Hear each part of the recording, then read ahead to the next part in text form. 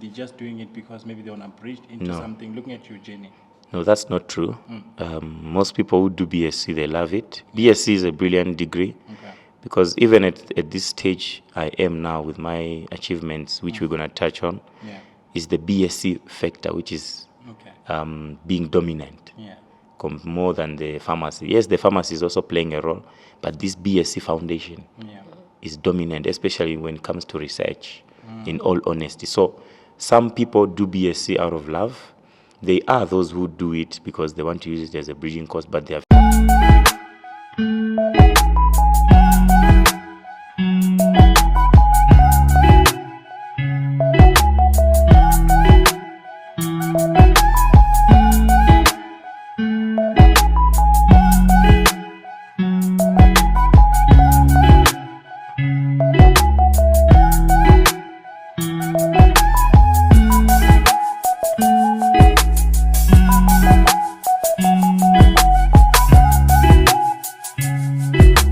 in a world where the wonders of science meet the vital field of pharmacy. So this is what we're going to be discussing today. Welcome to SA Science Spotlight, where we discuss this, we explore and discuss these opportunities of science with people who have been in the journey and are currently doing wonders in the field of science. So today's guest is going to teach you a lot of things, and I want to mention that today we are shooting from SMU, Sefako Makgatho Health Sciences University. And of course, I'm not here alone. But before that, can I please thank you all for subscribing to our YouTube channel and also following us on all social media platforms. We are truly honored by your support, and may you continue to support this podcast. And also for those who are new here, welcome to SA Science Spotlight Podcast. I am with my co-host, Clinton. Clinton, can you please take over? Thank you, Londo. Thank you so much. Welcome, guys. Thank you again for all of you guys who've been subscribing to our channel. We really appreciate you. My name is Clinton Lamini. I am the co-host of SA Science Spotlight Podcast. We are excited to bring this to you guys, where we explore more in science. We bring all the beautiful guests, all people sharing their journeys. So today we are joined by a very brilliant young man, a leader, someone that I look up to him, even though we're in the same class, me and him. He goes by the name of Emmanuel Kiyonga. Just to give a bit of a background, Emmanuel Kiyonga started with a BSc degree, and then he transitioned to do a pharmaceutical degree. Currently, he's now pursuing his PhD in pharmacy. Has a lot of work experience, also has a lot of experience in leadership. Can't wait to hear from him. Emmanuel, how do you feel? I feel excited today, and thank you for having me here. I'm so excited. This is a great opportunity. I had an opportunity to check on you on YouTube, and you guys are doing wonderful things, man. Keep it up. Thank you so much, man. Thank you so much. Really appreciate that. I know we are already late. We made you wait for such a long time, but I appreciate you taking your time. I know you're a busy man. I just want to hear a lot from you. Londo, anything from you? Just so excited to have Emmanuel in the studio today. But the most exciting thing for me was when I heard that he's from Uganda. I was like, from Uganda, the pearl of Africa. I really want to know more about you. So first things first, I want you to tell me, how was it growing up in Uganda, and then you were transitioning to come and study in South Africa. Can you tell us about how that journey started? Oh man, growing up in Uganda was wonderful as a child. So many memories there. Of course, the memories are coupled with a lot of struggles, but all in all, in a nutshell, it was a brilliant experience growing up in Uganda. I was born in Mulago in Kampala, and I grew up in so many locations because our family kept on transitioning. I grew up in Muyenga, I grew up in Buwate, Mwela, Kasubi. But in a nutshell, I'm a Kampala-born and a Kampala-raised man. So I went to school there from obvious nursery school until primary 7, which is grade 7. Then from there, I moved to South Africa, where I went on now to do my grade 8 up until right now. That's great. That's beautiful. So wait, you mentioned so many. I don't know if it's district or is it like regions. So it sounds like Uganda is a very, very big place. So when you mentioned these small names, I couldn't catch the names exactly. Are those like district or is it regions? No, those are like villages. Okay. For example, in South Africa, if you say you grew up in Pretoria, you can say Hammanskraal, Soshanguve, Hrankua, but all in all, it's Pretoria. So once in a while, your family can relocate from Hrankua to Sosha. So growing up in Uganda, our parents were renting. So we used to transition a lot depending on the availability of schools, hospitals, and all that. But most of my childhood, I spent it in Muyenga, where I studied my primary 1 until primary 7 in Muyenga, because I grew up in a church, and the church took me to school, paid my school fees together with my siblings. So that's the biggest portion of my life growing up in Uganda there. Oh, beautiful. So when did you move to South Africa? I moved to South Africa 2009, where I started doing my grade 8 year. Yeah, 2009 is when I moved. It was a very wonderful experience. It was a dream come true. It was as if I'm entering into a promised land, because for the longest of time I had dreamt to once land or see this country, because South Africa, most of you might not know, but it's a dreamland out there. Growing up in Uganda, I had heard so much about South Africa, about Brenda Fassie. I liked Lucky Dube too much, Nelson Mandela. So they tell you this thing about this beautiful country which just got independence and liberation, and you would say, hey, one day I would want to. So entering here was a dream come true, and it's one of my greatest achievements. Wow, beautiful. Actually, Clinton, when you were asking, when he was talking about those villages, I actually knew what he was talking about. You know, I love Uganda so much, to the point where I want to visit there. I was telling Emmanuel before this interview that I really love Uganda. Ginger mentioned those places. I love Uganda so much. So this is just, to also meet someone from Uganda who is coming into SA, it's such an honor. Clinton, let's dive into his career. So, Emmanuel, obviously, we brought you here because we are a science podcast, obviously. So I just want to find out, when did you discover the love or the passion for science? Oh, man. From when I was in primary school. So Uganda is a primary stage. Their primary education is very strong. So from when I was in primary, I was always a brilliant student. I was always a top student, top learner. Yeah, I love that. Yeah, so I loved science and maths from when I was young. In Uganda, they take it a step ahead, where in primary school, you end up doing some science projects, like how to do a pinhole camera. You end up doing some experiments, like physics experiments. Air occupies space, where you put balloon with air and balloon, and then you put a glass of in water. Then when you open it, or you put a paper on a glass, when you turn it, it won't fall. All those experiments. So it was always fascinating, and I always knew that I was going to be in science. But the most important decision was grade 10. I agreed in South Africa in grade 10. That's where you now choose sciences or commerce. So I chose science and the maths side at grade 10 level. And from there on, when you come to varsity, most of us I had ambitions on what degrees you want to pursue, and luckily we found ourselves in the science degree here at Medunza, then now SMU. Yeah. Beautiful. Oh, I want to ask something. I had someone told me this weekend that in Uganda, like, their education, although South Africa is as liberated as it is, but in Uganda their education is a bit more advanced. For example, they learn certain things in high school and we learn those things in university. Do you think that is true? It's partially true, and I'm going to speak from a point of experience. Uganda's education at primary and high school level, it's a bit more advanced in terms of the content which is covered there, because you find a primary school kid, for example, when I was there, I was doing 4 subjects: science, social studies, English, and mathematics. And you do them in great detail. I mean, a primary, for example, primary 4 kid, which is grade 4 kid, leaves school at 5 p.m. in Uganda. So they're more advanced at primary and high school level. There I give it to them. But what I give it to South Africa is, in as much as the education in South Africa might not be as advanced, but it's conducive for learning. Because in as much as I studied in Uganda primary, it was more of like it's not a good experience. There's the teachers there beat, you leave school late, you get hungry, but here by 2 o'clock you're done, And also what I want to give you to South Africa is they equip the learners towards tertiary education. And that is where South Africa beats any African country in terms of the tertiary education. And that's where most opportunities are in all reality. Tertiary, university, and TVET colleges. So South Africa, at tertiary education, no African country can even come close. But at high school and primary, maybe there is a debate there.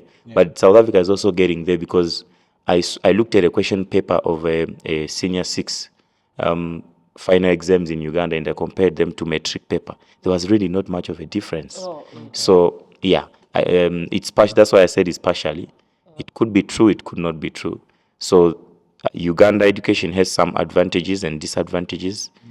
Same with South Africa. And having experienced both, I want to say that at tertiary level, South Africa is way ahead of other countries.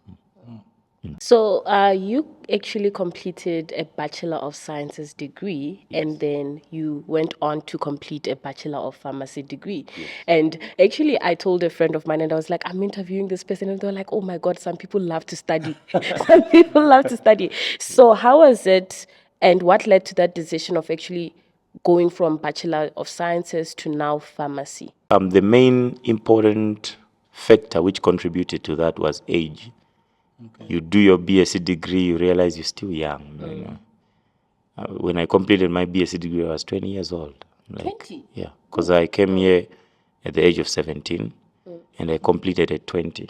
I said, from 20, why don't, there's an opportunity to pursue another degree. And another thing is the accessibility. There was access, which is another point which I want to give South Africa. There is access to higher education.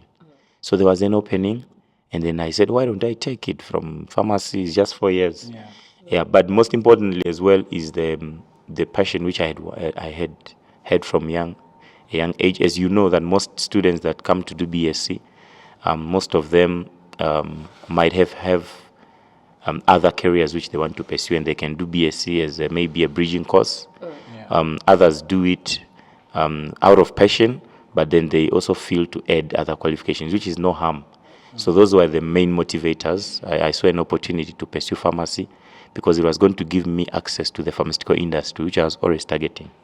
Yeah. So when you were now doing pharmacy, I want you to tell us more about the skills that you obtained when you were doing Bachelor of Sciences and how you managed to take those skills and then just implement them on your Bachelor of Pharmacy degree.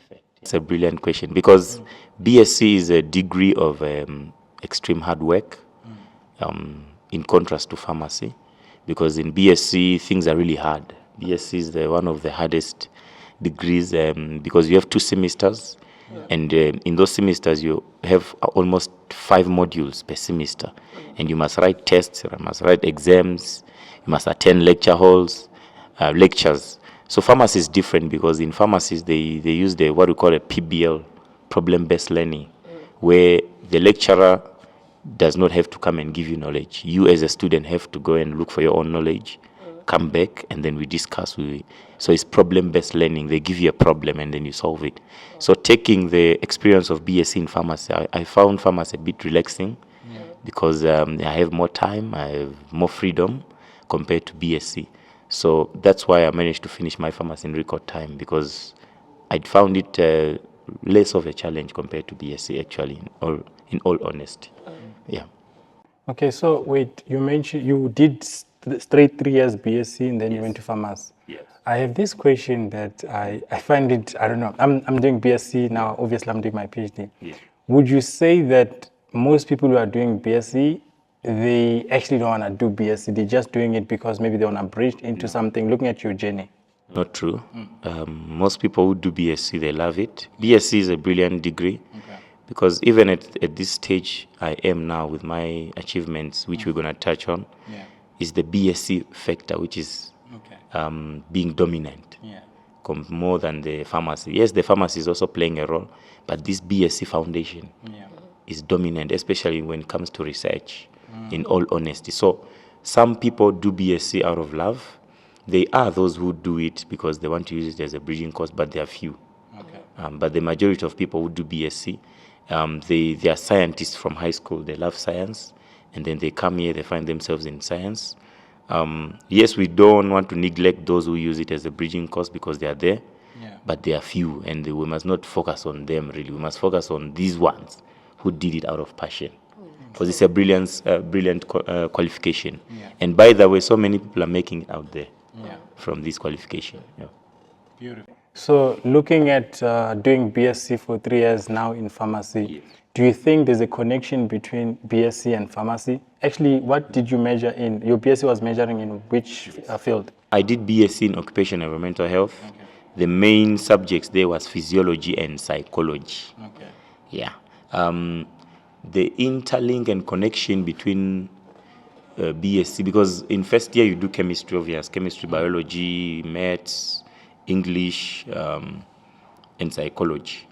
Second year you reduce it down to biochemistry, psychology, and physiology. Then third year is psychology and physiology.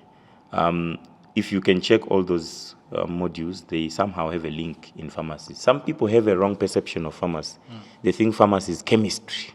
All chemistry mixing, which is a very wrong perception. Actually, the chemistry in pharmacy contributes maybe 20%. The rest is not chemistry. You do pharmacology, for example. Pharmacology is not chemistry. You also do the legal part, regulator, where you study the law. What does the law say about dispensing of this medication? And that's not chemistry. So all these backgrounds which I had in BSc, they played a crucial role in me taking them into pharmacy. Wow, this is beautiful. Actually, I didn't even know that. You know, whenever they talk about pharmacy, You think chemistry? I'm thinking chemistry, organic chemistry, No. and all that. So I just got to learn something. It's a lot of pharmacology.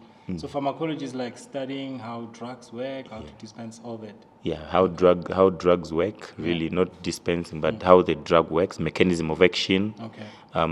If you take this drug, what does that drug, how will it react with the receptors? How will it reach the target organ?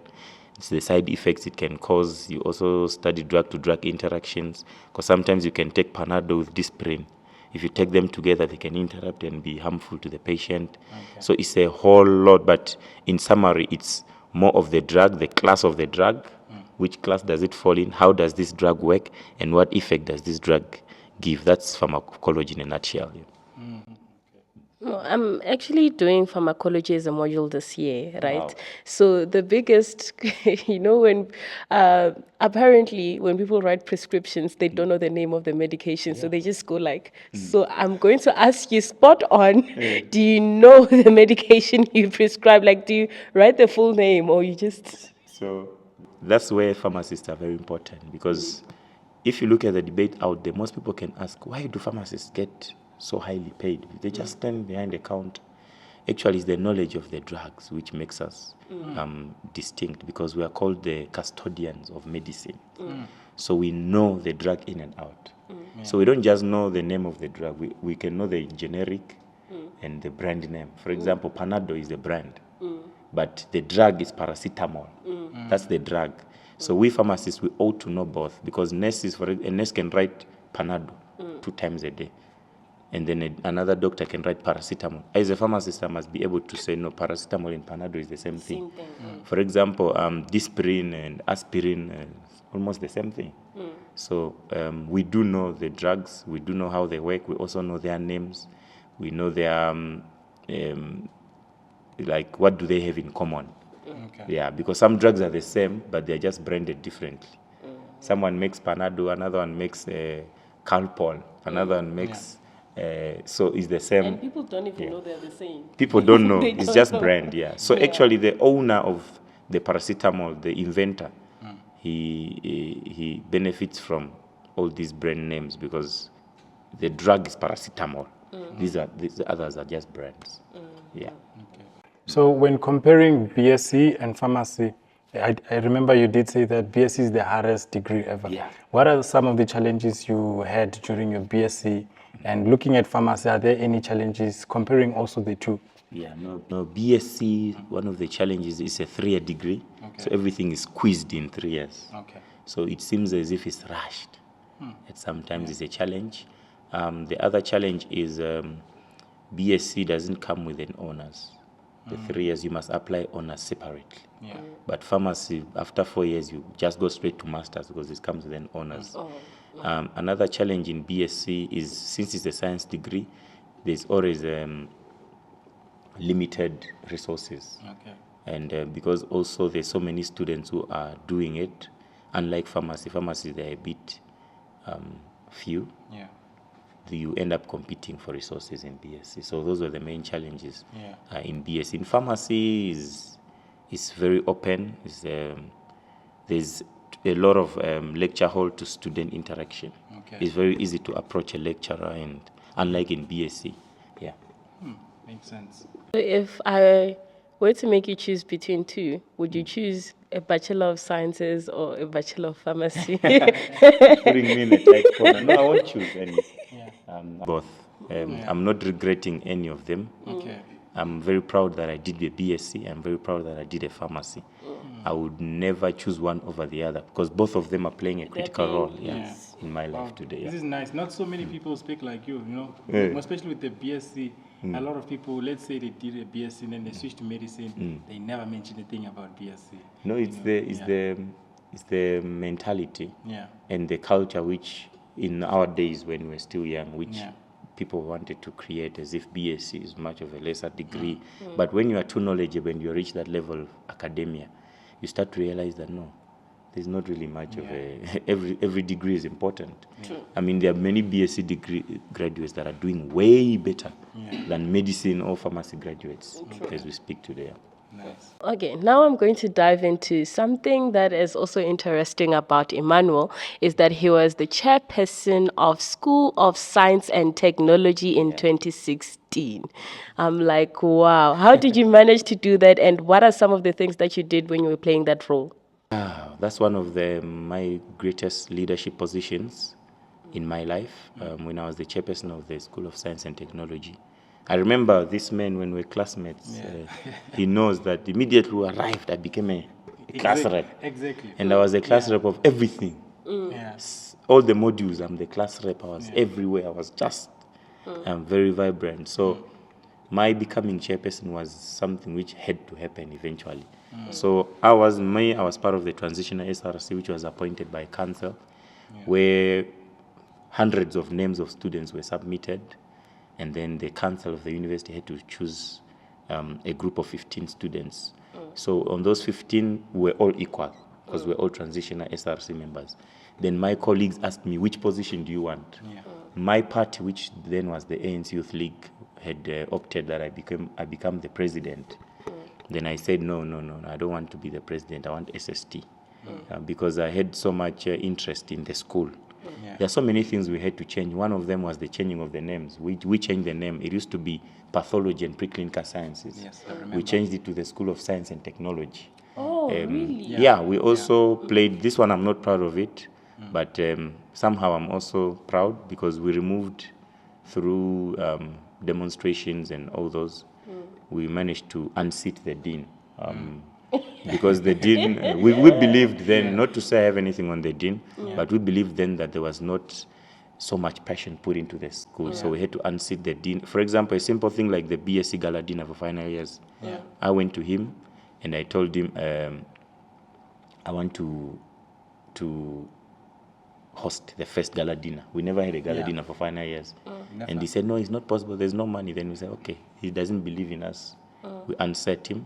And the acting dean gave us money. We had the first gala dinner in Butter Boys, where we took students from final years until masters to have a gala dinner, awards and others. But we also got internship for our students. We got a collaboration. I forgot the company. Is it Intel or where it took honor students for internship? So we did so many other things like eliminating some study resources which required money. There are so many other things. History speaks for itself. Nice, man. So, you were a leader, obviously. Me and you were in the same class first year. I know you as a classmate. Then I know you as a leader. Obviously, me from a distance, there were students who were like, we don't like Emmanuel. He's too much about that. So how do you deal with negativity in terms of being a leader? You are the chairperson of SST, which is School of Science and Technology. How do you deal with negativity from your peers? Yeah, some of the greatest leaders in Africa were hated. For example, Nelson Mandela was referred to as a terrorist. Yeah. He was actually removed from the terrorist list in just 2007 Yeah. from the US government. And they charged him and they imprisoned him for 27 years for speaking the truth. So most times when a group of people hate you, it means sometimes you are hitting the right nail. Me, for example, I was hated because of my principles. Yeah. You cannot bribe me, you cannot just change me or use me. I always stand my ground, and I was very clear when it comes to the issue of BSc. Yeah. For example, some of the people who used to attack me then are people who were in good books with them, management, because they had got posts or they were targeting to get employment. Yeah. And then they started to attack me. Mind you, I was a very young boy. Yeah. I was just doing my second year. I was very young. Yeah. You became chairperson of SST Second year. I was doing my second year in BSc. And these people were really old people who were fighting me. And then I asked myself, why are these senior students fighting me? So it only gets to tell me that I was very principled and I was right on my cause. And history can tell. I mean, if you can go back, since I left the school, so many things never happened again, like the gala dinner never happened again, awards never happened again.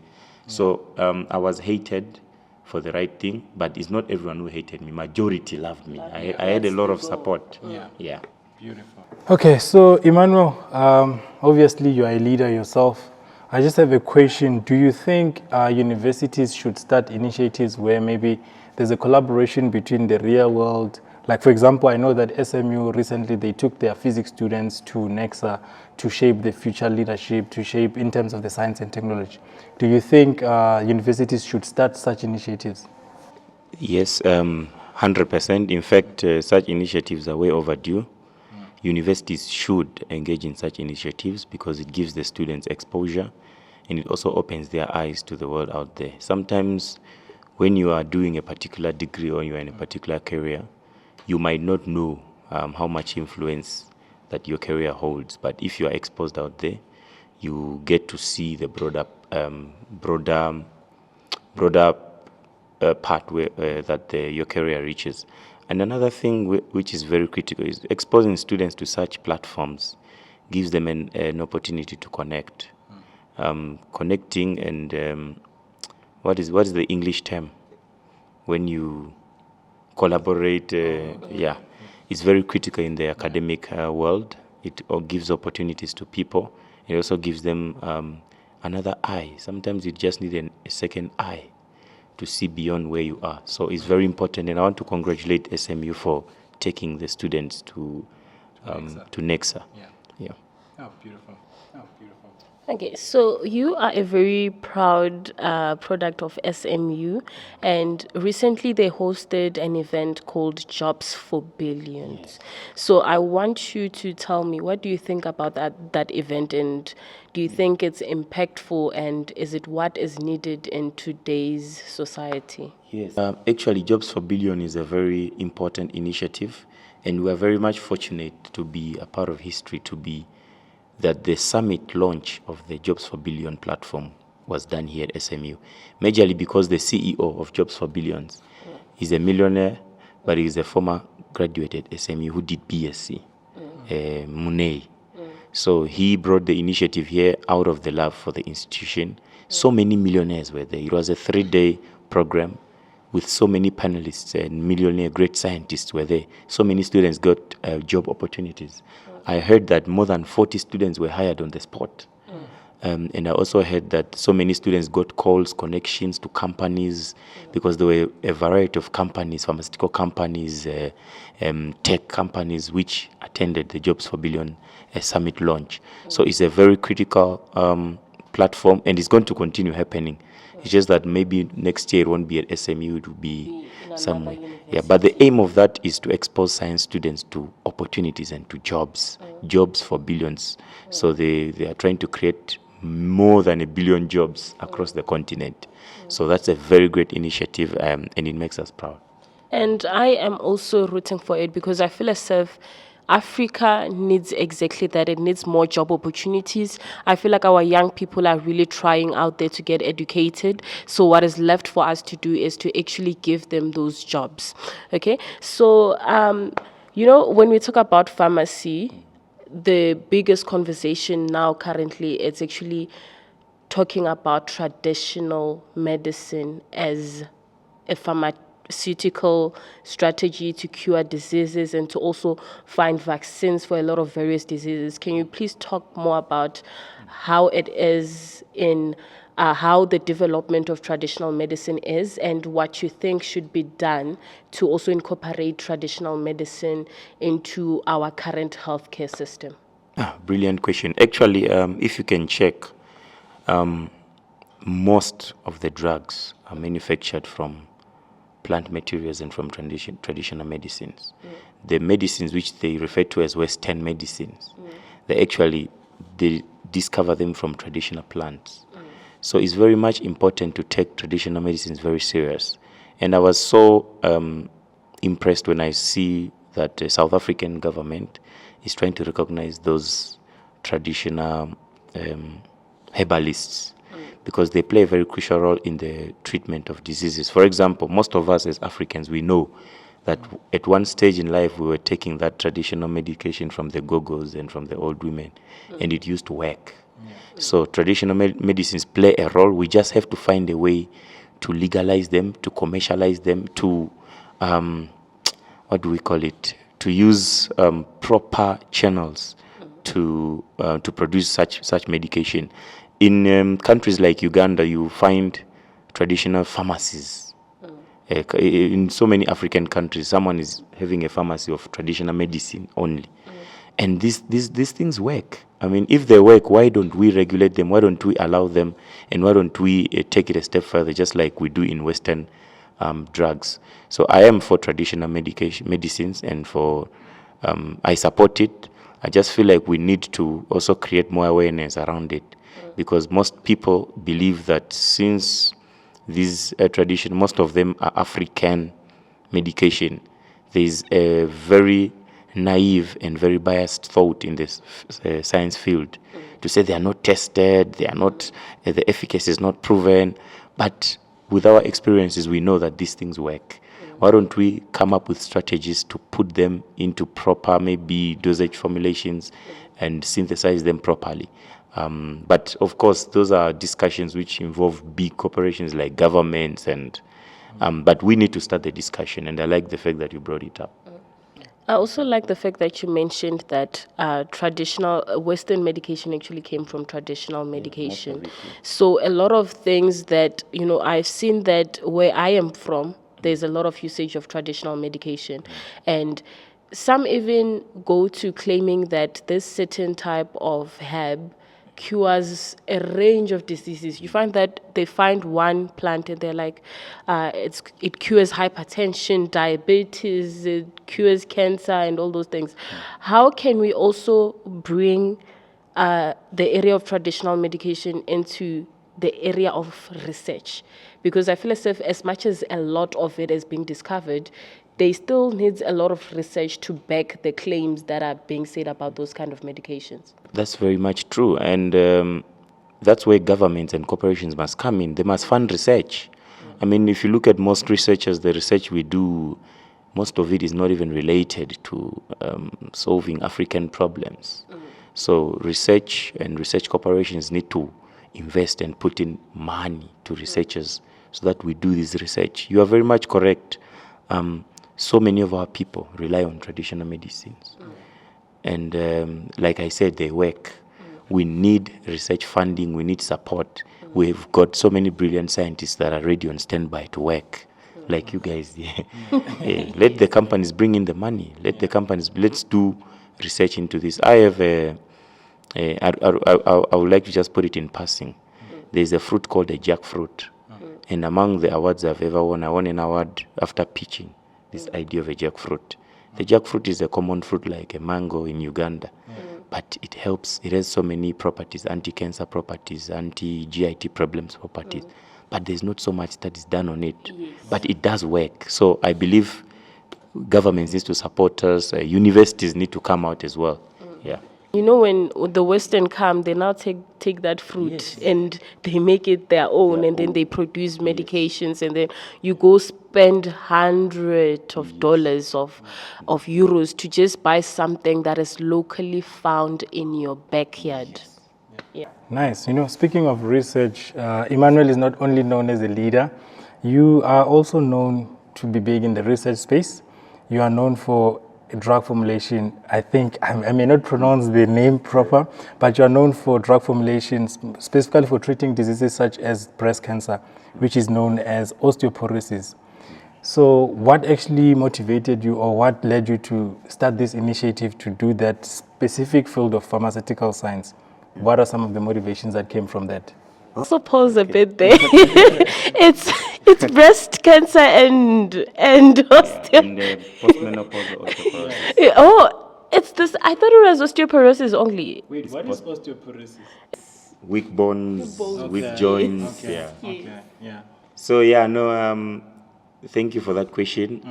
When I was doing my pharmacy degree, pharmacy is divided into so many sectors. There is public pharmacy. Yeah. There is clinical pharmacy. There's industrial pharmacy. There is radio pharmacy. There is academia. Then there is pharmaceutics. Okay. So I loved the pharmaceutics component. That's where you do drug synthesis, drug design, and drug formulation. Yeah. So I loved the pharmaceutics. Even my modules, which are related to pharmaceutics, I used to perform better in them. Yeah. So when I did my master's, I decided to specialize in pharmaceutics. But I wouldn't want to say I'm too brilliant, and I plan. This was a scientific miracle. When I was doing my master's study, I, together with my supervisors, they gave me a project, an anti-cancer project, breast cancer. And then I chose the drug called raloxifene because it has anti-cancer properties. Okay. On top of that, it has anti-postmenopausal osteoporosis properties. Yeah. So while I was doing the study on raloxifene, because I was trying to, the current raloxifene on the market, it has a poor bioavailability of around 2%, poor solubility of around 0.036 milligrams per mil, and it's almost, its efficacy is very much affected because of that, those properties. Yeah. So I wanted to improve the solubility and dissolution of this drug. So what I did is I combined it with amino acids. Okay. I screened so many components, sugars, amino acids, and some of the garlic acids and everything, to try to see if when I mix them, I improve the structure. So the one which worked was others worked, but the one which was patented is the arginine. When I put the arginine with raloxifene, put them through a scientific process. I won't put it here because it's a patent, but I put it through a scientific method, and it produced a completely new molecule. Now, when we studied this molecule, its effects, its results were astonishing. I mean, its melting point decreased from 263 to 129. It had a single DSC peak. It has new peaks on the XRD. It was just a new molecule, and then we ran single crystal XRD, which confirmed that indeed this is a novel molecule. So while I was presenting it at the SMU Research Day, the Office of the Technology Transfer, they heard, and they said, hey, this young man has, so they approached me, they said, no, next time, don't just present your work anyway, come to us. So I went to them, they filed, they did what we call a novelty search. They searched to see if it exists anywhere, and it came out 0% similarity. Then they submitted it to the lawyers, and then it came out as a approved patent. So that's, in a nutshell, it came from me being in the lab, working on my master's, and then I stumbled upon this discovery. Now, with that discovery as well, I've also discovered that the same techniques I used, the same methods, can be used on so many other drugs to formulate other patents and to improve their performances as well. Beautiful. So the patent is for the drug and also for the method.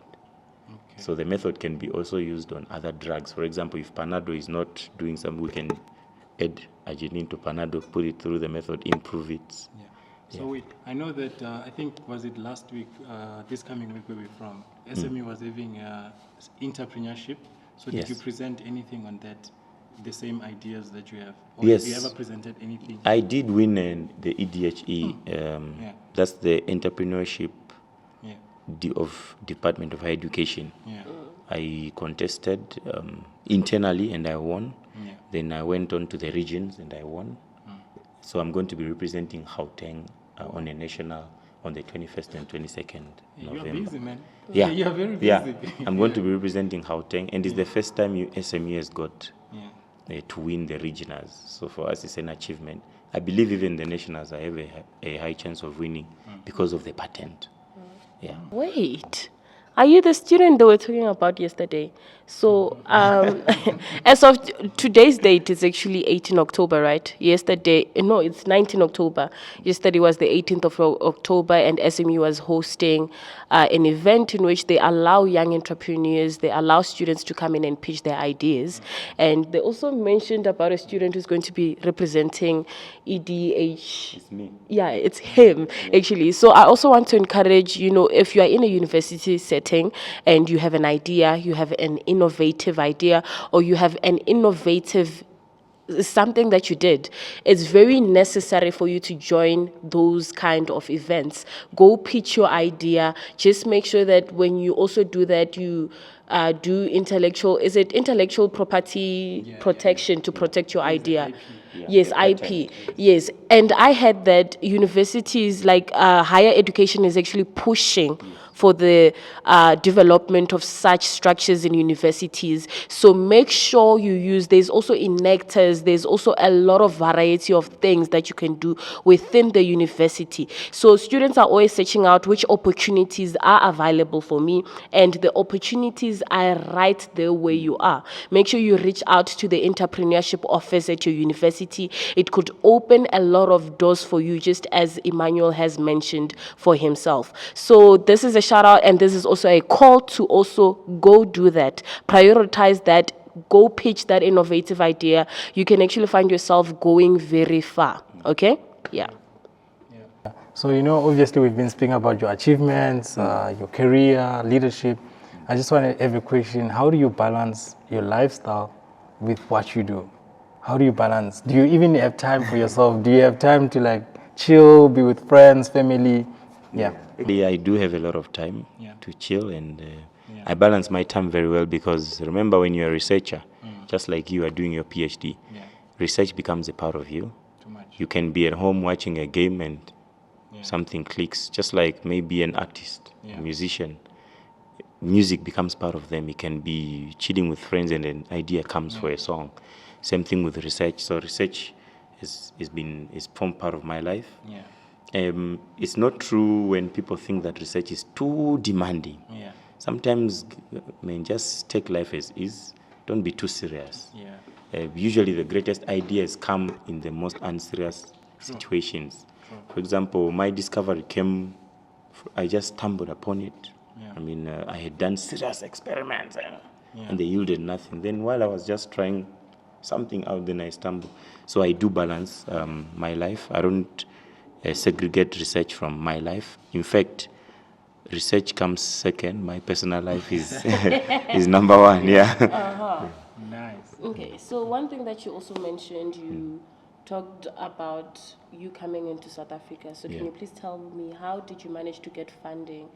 Did you get funding for studying BSc and also continuing to study pharmacy? Just take us through that journey of funding those.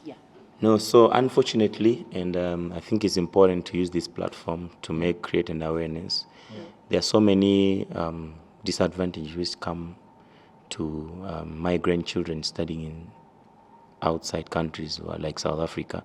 There is no funding at all, not even one for migrant children. I've never been funded, zero funding, majorly because all bursaries, one of the first requirements is South African citizen.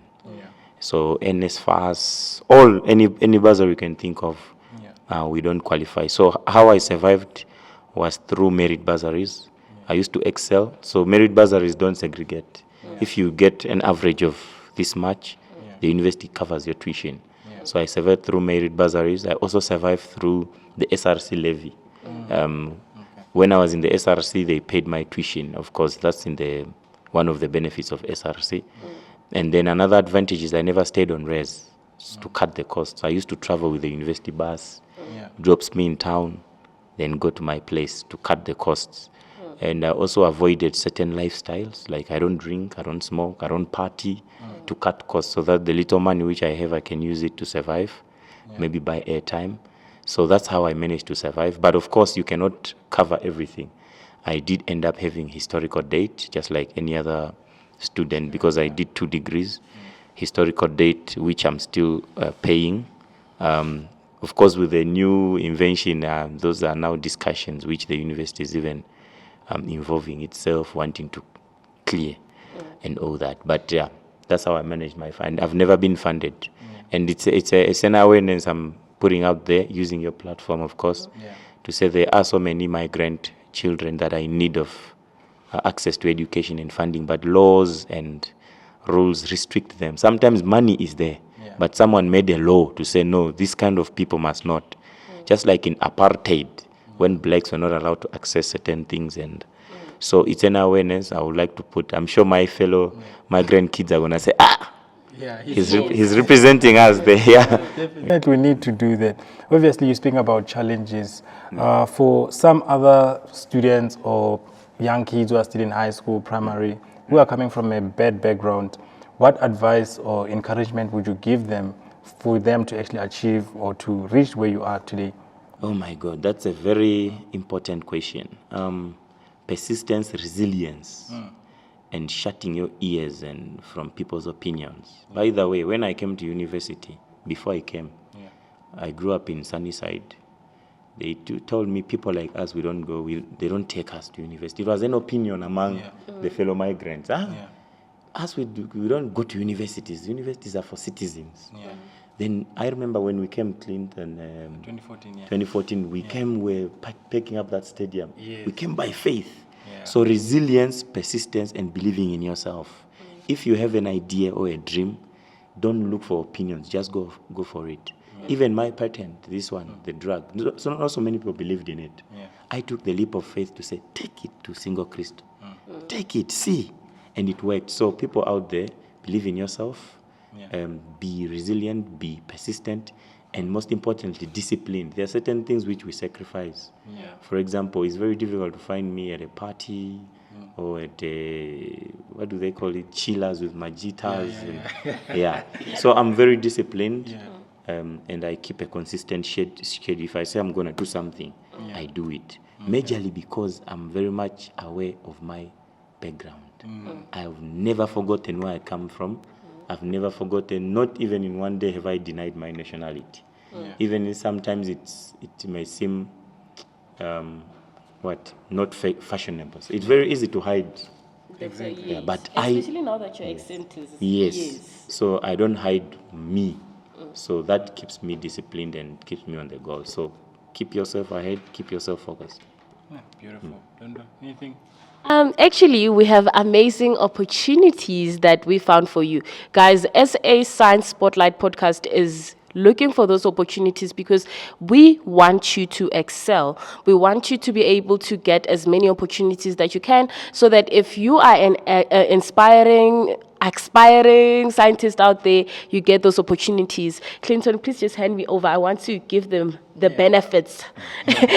And make sure you do subscribe to our YouTube channel for more of these opportunities. So we have the JINR Student Practice Opportunity. This is an initiative that is going to be focusing on providing hands-on practical training that many historically disadvantaged institutions lack due to insufficient laboratory equipment. So, in universities, there are labs that do not actually have those equipments for your research or equipments for what you are learning. So JINR is going to be offering that to you guys. So the program is composed of 2 phases. The first phase is a physics summer school at Itemba Labs, Cape Town in January 2025. And then the second phase is selected students will be able to participate in the SAGINR International Student Practice in Russia, which is going to be taking place in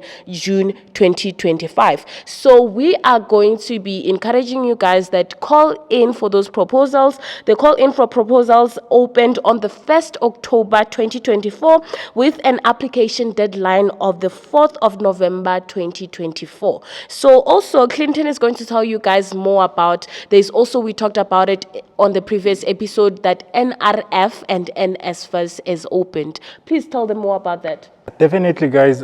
Every time we always remind you about the current opportunities that are open. So at the moment, if you are a student who's doing your final year, you want to do some honors degree next year, NRF is currently open for you. Please apply. I think it should be closing around the 14th of December. So please do apply. For all my fellow students who are still in high school or also you are in university, you are not funded, NSFAS is currently open. Please make sure you apply for NSFAS. Emmanuel, as we're about to close, your research seemed to have a lot of impact in people or the public in general. What future endeavors would you like to take that can actually help more people? Oh, okay, that's brilliant. Oh man, through my research, I would like to first of all expand on this research because of recently I got a funding of around 650,000 from TIA to develop the prototype. From there, it's a seed fund. We are looking into taking it further to get a bigger fund now to commercialize. So I want to see my product being commercialized to employ more people, to generate more income. I also want to go into the what we discussed, traditional medicine. I want to go into converting of traditional plants into maybe fruits, drinks, or syrups and lotions. I'm looking into that because SAPRA is not really too strict on that. Because these other drugs, they need a lot of regulation. You need to do clinical trials and all that. So I'm looking into that, complementary medicines as well. I'm also looking into going into agriculture. I love farming, so I'm looking into going into agriculture. But most importantly, I want to break the barrier, the borders. I want us to go into the continent and reach the most remotest areas. How can we give access to medication and healthcare to the remotest, which is in Africa, especially Africa United. Yes, which is what we call the distribution pharmacy, where we distribute medication at the remote. I've got so many brilliant ideas, which is what I'm trying to get into now. After I complete this phase of my research, I'm going to focus more on the distribution pharmacy. Oh, beautiful, beautiful. And in regards to your BSc, would you go back to do something in BSc? Or now it's mostly about pharmacy? Even pharmacy, I won't go back to do anything in pharmacy as well. So those are degrees and qualifications which I hold. Right now I'm a researcher. I'm focused on the product of the research. So agree, when you research, you don't just end it there. We must make the research beneficial to society. So now the research has been done. How can we push it to benefit research, and how can we empower more people to partake into this research? A question was asked me on Jobs for Billions to say companies are looking for you, which is true. So many companies, obviously, after the story broke, they're looking. But I mentioned to say, if any company would want me, let them collaborate with us. I'm not the only one here. There are so many brilliant students. My story is just an example, which is accessible out there. But let companies come to SMU, to the young scientists. Let's move together. I want to give a special thank you to Emmanuel. Thank you for actually honoring us with so much knowledge. You've given us so much to learn, and I am sure that you, as our viewers, you have learned so much. Please do not forget to subscribe to our YouTube channel. Also follow us on all social media platforms. We are found at SA Science Spotlight, and I want to give a huge shout out to the university we are in today. We are at home. It's home for me, actually. All of us. Yes, for all of us, actually. We are giving out a shout out to Sefako Health Sciences University. This is an amazing opportunity, and we are going to encourage you guys more next week. And please join us next week because we also have an amazing episode. Also, do not forget to join us for our part 2 experiment. We're going to be doing amazing things in that experiment. Thank you. Thank you. Done.